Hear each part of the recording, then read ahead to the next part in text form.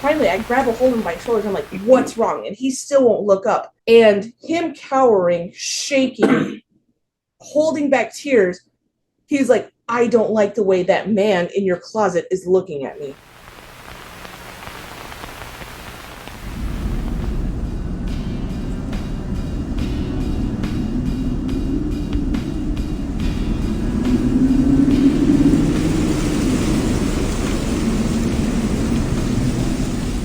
So once again, you found yourself at the campsite of the Orator.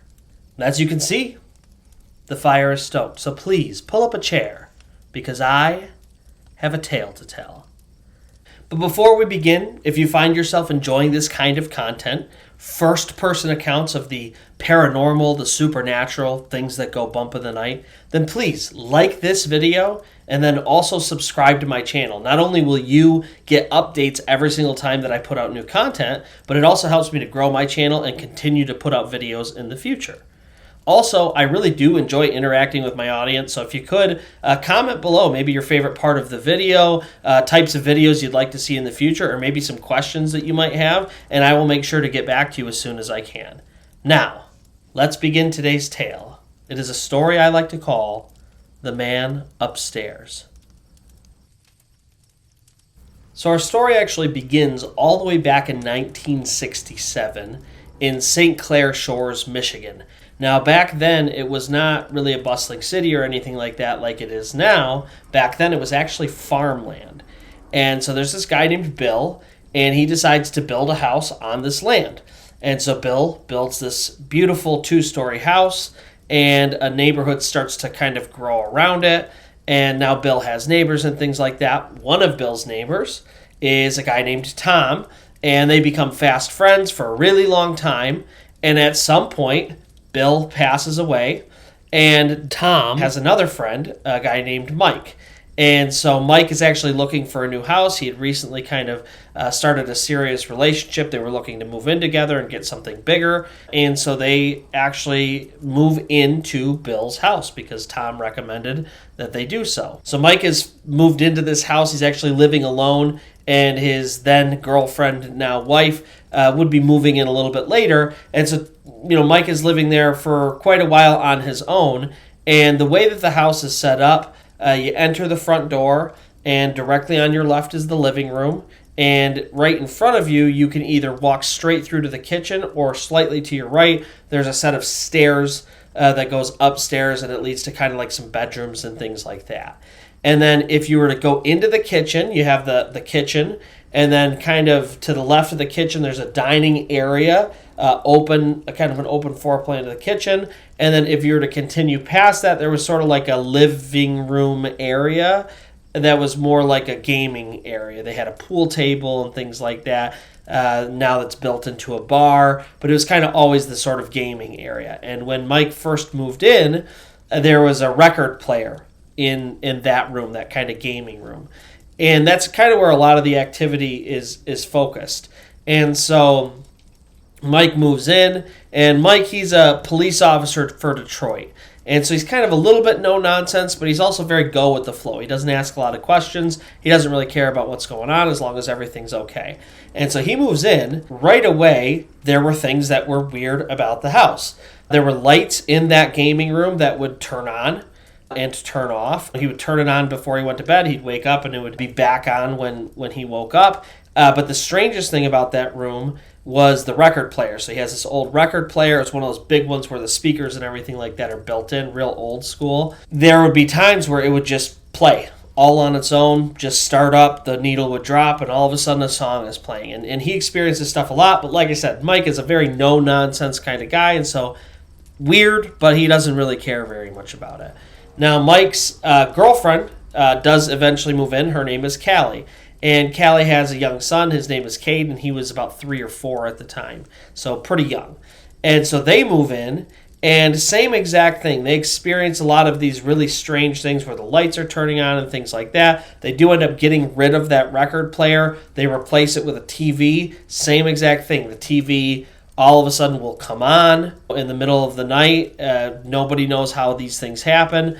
And so Callie distinctly remembers a time where this really freaked her out because she had turned off the TV. She'd gone to bed. She woke up the next morning, and the TV was on. And she knew Mike did not turn it on. He was not the type to watch TV before he went off to work early in the morning. And so she thought it was odd because she had remembered turning it off before. The next night comes around, and she distinctly remembers, okay, I maybe just didn't turn it off last night. I'm definitely turning it off right now. So she turns it off. They go to bed. She wakes up the next morning. Mike has gone to work.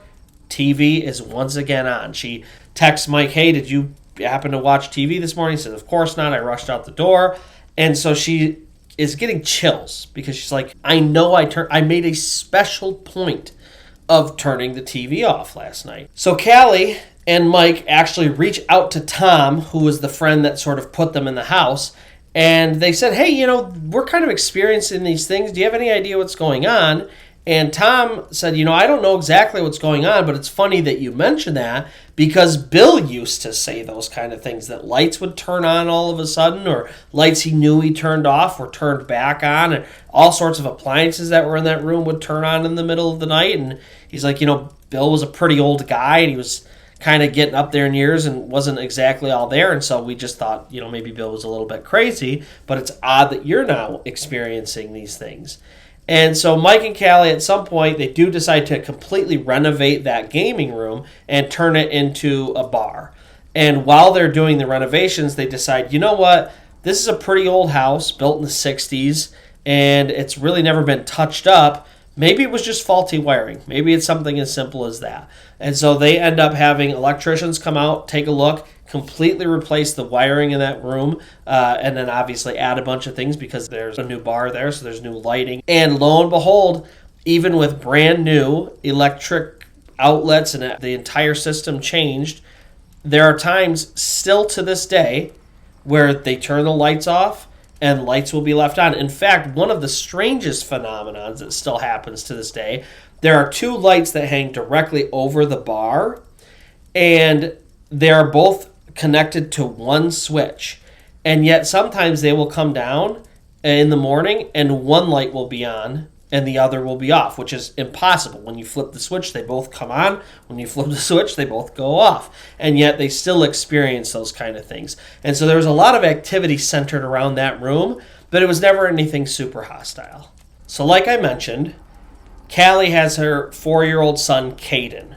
Mike is off at work one day, and Callie is at home with Caden, and she's doing some chores. She's kind of cleaning up the house, doing the dishes, doing the laundry, those kind of things. Caden is downstairs playing with his toys, and he's kind of created a pretty big mess with his toys. And so at some point, Callie says, hey, listen, I know that you're playing, but can you stop for a little bit, take some of these toys, put them upstairs. I'm trying to clean everything, and this is kind of getting in the way a little bit. And so she sort of goes about her cleaning, and about 20 minutes later, she looks over, and Caden has completely ignored her. He's still playing with his toys. Everything is still there. He still has this big mess, and so she's a little bit more firm. She says, Caden, I asked you once. I'm going to ask you again. You need to stop what you're doing right now, and you need to take some of this stuff and you need to put it upstairs. We're cleaning. I really need your help. Will you help me? She says, yeah, Mom, I'll help. I'm sorry I didn't hear you. And she thought, that's a little bit weird. You definitely heard me, but whatever.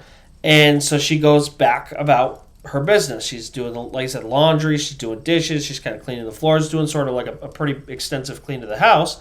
Another 20 minutes goes by, and she looks over, and Caden has still not cleaned up these toys. And so Callie says, you had better go do this right now. I'm trying not to get too angry, but this is getting ridiculous. And he says, oh, you're right. I'm sorry.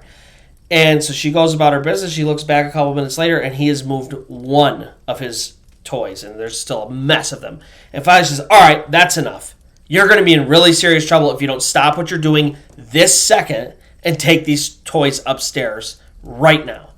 And so he, visibly is like, oh crap, any 4-year-old, he knew he messed up. He knew he should have done what he was supposed to do. He definitely doesn't want to be in trouble with Mom. And so at this point, he knows, okay, I pushed it too far. I need to take care of this stuff. So he does stop what he's doing. He starts picking up his toys. He starts hauling them upstairs. She watches him for a minute. She's like, all right, cool. Definitely know this is getting done now. And so she goes back to her cleaning, and she sort of is working her way through that dining room into the kitchen, and then she's sort of working her way back through that living room, which is also right next to the stairs that go upstairs. And as she gets closer to the stairs, she can hear her son Caden talking upstairs. He's not talking to himself. He's clearly having some kind of conversation. And as she gets closer to the stairs, she can sort of make out the words, and it goes something like this. Caden says, no, I didn't pick up my toys. And then he pauses and he says, huh? Like he didn't hear a person responding to him. And he says, no, I got in trouble for it. And Callie is downstairs and she's getting kind of freaked out. And so she says, hey, Caden, come downstairs real quick. And so, Caden makes his way out of his room. He goes down the hall. He comes downstairs. She says, hey, bud, who are you talking to? And right away, Caden gets super freaked out. He starts shaking. He's very scared, obviously. And he starts lying right away. I wasn't talking to anybody. I don't know what you heard, but it wasn't me. And she's pressing him like, no, I heard you upstairs and you were talking to somebody. Who were you talking to? And he's like, no, really, Mom, it wasn't. I don't know what you're talking about. It wasn't me. I wasn't talking. At some point, she just decides, you know what? I don't know what the heck is going on, but I'm going to drop it. He's 4. I don't know. Really weird, really creepy, but what are you going to do about it? So 3 months go by, and Callie is pretty on edge at this point. The lights were still going on and off. The TV in that room would flip on and off. Events continue to happen, and after the first event with Caden, she was just super on edge. She didn't feel like there was a hostile presence necessarily in the house, but she definitely felt like there was something there, and she definitely felt like Caden had a much tighter connection with whatever it was because he was younger, and typically that is the case, that younger children will have a connection to the other side. And so now this is 3 months later. Callie is, constantly looking around on edge. She's very tense in her own home. But no other incidents have happened in the last few months other than the lights obviously downstairs turning on and off. They're upstairs, and upstairs, as soon as you walk upstairs, there's a hallway, and some of the doors on the left and right open to bedrooms, and then some of them there's a bathroom up there also. And so they are currently in the bathroom. Caden is actually getting ready to take a shower, and Callie's there to kind of help him get ready, get undressed, and kind of get in there. And so Callie is facing toward the inside of the bathroom. So Caden is standing here, and Callie is standing on the other side of her. She's facing Caden, helping him get his clothes off. And so Caden is actually facing towards the door of the bathroom, and then directly across the hall is Mike and Callie's bedroom, and their door is open, and so he's facing that.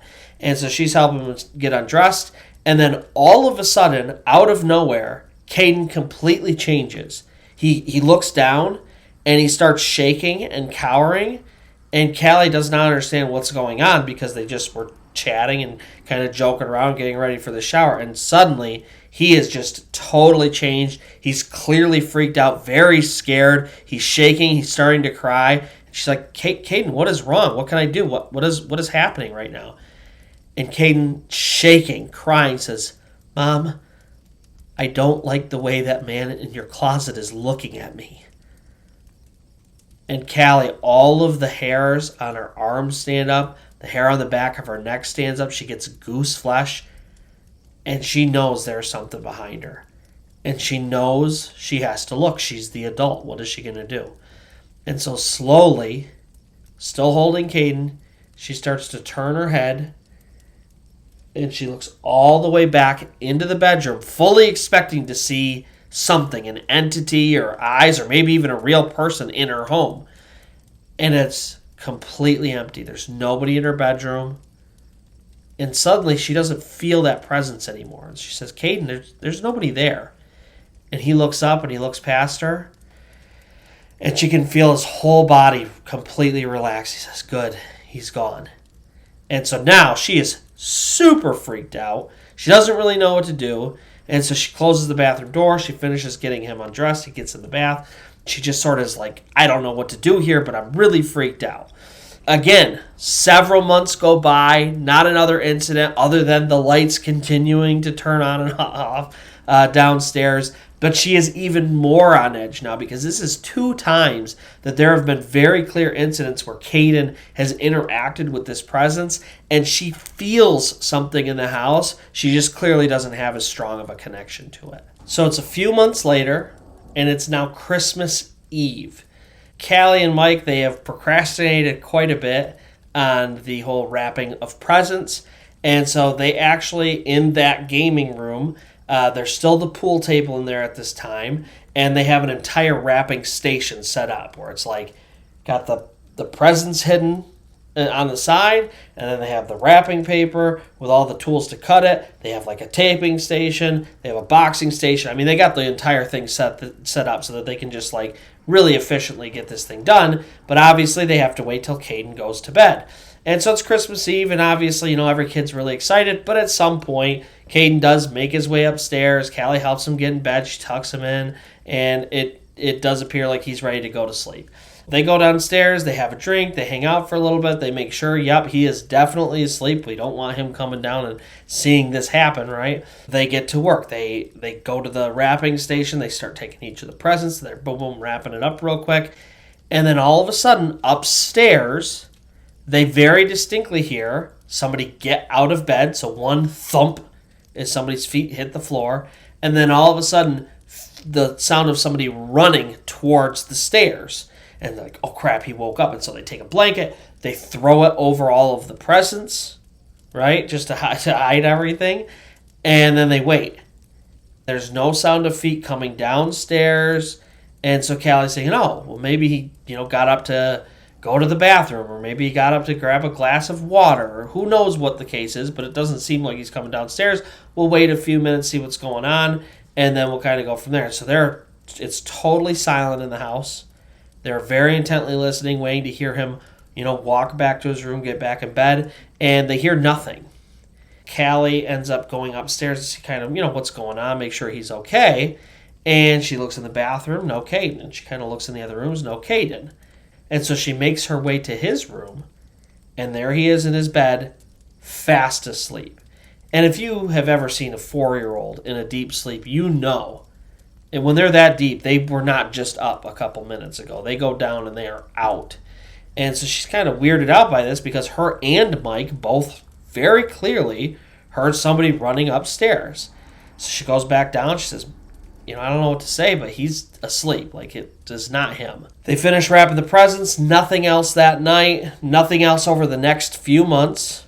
And then Callie is actually home alone. And it's the middle of the day. She's not even there with Caden.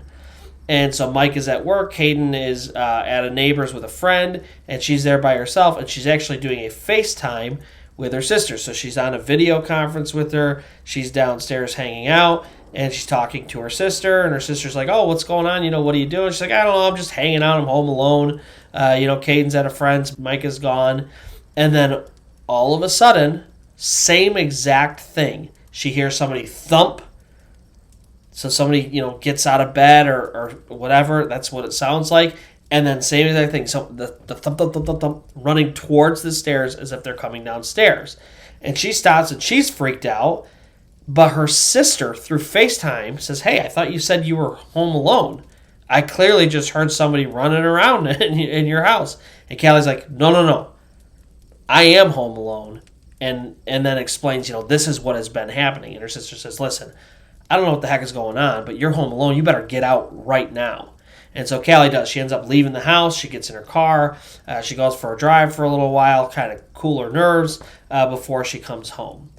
And unfortunately, that's where this story ends. They haven't had any other serious experiences. Caden has grown up over the years and gotten a little bit older, hasn't had any of these other interactions. Now, they still do have lights coming on and going off in their house. Anything that's plugged into that game room, same exact thing. It'll come on, go off. Doesn't matter what outlet it's attached to. Even though the wiring is totally separate, they still have these kinds of things happening. And so even though they haven't had anything serious happen in a long time, Callie still says she's on edge. Every time that she's home alone in her house, she's worried that she's going to see something or hear something. And it's crazy to her that even after all these years, she's terrified to live in her own home. So that is going to wrap up today's tale. I hope you enjoyed it. If you did, please give this video a like and then go ahead and subscribe to my channel. Like I said, you're going to get notifications every time that I post new content, and it really does help me. It's the easiest way for me to grow my channel and to continue to put out new content. And so I really hope to be able to interact with you guys in the comments and see you guys continuing to enjoy these videos. So please join me next time. The fire will be stoked. You can pull up a chair, and I will have another tale to tell.